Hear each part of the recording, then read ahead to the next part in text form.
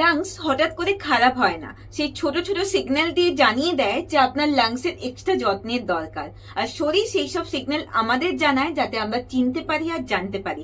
চলুন জানা যাক কি কি সিগন্যাল আপনি যদি জানতে পারেন আপনার অতিরিক্ত সতর্কতা অবলম্বনের দরকার। তাই মিস না করে লাস্ট পর্যন্ত দেখতে থাকুন। 1 নম্বর, হালকা কাজে শ্বাস নিতে কষ্ট বা হাঁপানি। 2 নম্বর, দীর্ঘদিন ধরে কফ, বিশেষ করে রাতে বা ভোরবেলার কফ। 3 নম্বর, শ্বাস নিতে গেলে যদি বুকে চাপ লাগে বা টাইটনেস হয় তাহলে একদম অগ্রাহ্য করবেন না। 4 নম্বর, বারবার চেস্ট ইনফেকশন বা কফ ও কাশি সারা বছর ধরে যদি লাগাতার হতে থাকে তাহলে কিন্তু সতর্ক হন। 5 নম্বর, নিঃশ্বাস নিতে গেলে বারবার হুইজিং শব্দ বা শোঁ শব্দ হওয়া।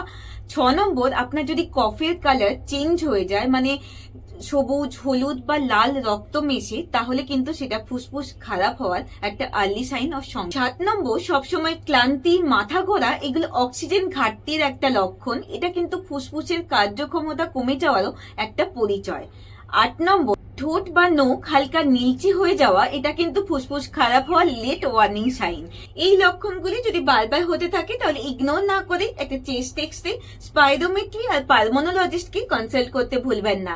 আর্লি ডিটেকশন হলে কিন্তু লাংসকে অনেকটা ড্যামেজের হাত থেকে বাঁচানো যায়। এই ভিডিওটি থেকে উপকৃত হলে একটা লাইক দিয়ে জানাবেন আর সাবস্ক্রাইব করতে ভুলবেন না মেড কথা, প্রতিদিন নতুন নতুন হেলথ রিলেটেড আপডেটস পেতে। ভালো থাকবেন, ভালো রাখবেন, নমস্কার।